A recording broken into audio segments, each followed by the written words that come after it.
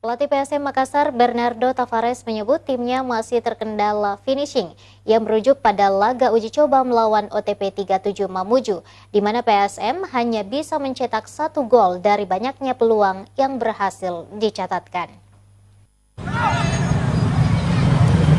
Pelatih PSM Makassar Bernardo Tavares masih terus meramu timnya untuk membentuk skuad mumpuni jelang Piala AFC 2022 yang akan berlangsung Juni mendatang. Selama 2 pekan menggelar latihan, Tavares mengaku masih banyak hal yang perlu ditingkatkan, salah satunya kebugaran pemain. Hal itu terlihat dari 2 laga uji coba yang sudah digelar melawan tim lokal.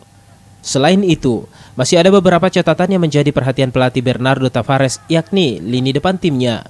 PSM diakui masih terkendala dalam hal finishing.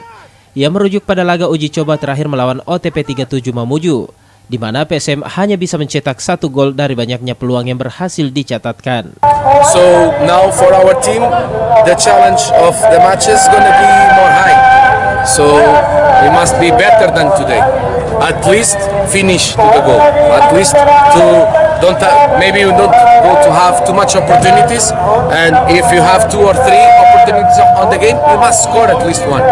Ya, dan kita harus meningkatkan efisiensi daripada konversi peluang kita. Makanya misalnya dari 3 peluang mungkin kita bisa dapat 1 atau 2, karena lawan kita ke depan akan bertambah sulit. Tavares berjanji akan membenahi kekurangan tim secepat mungkin.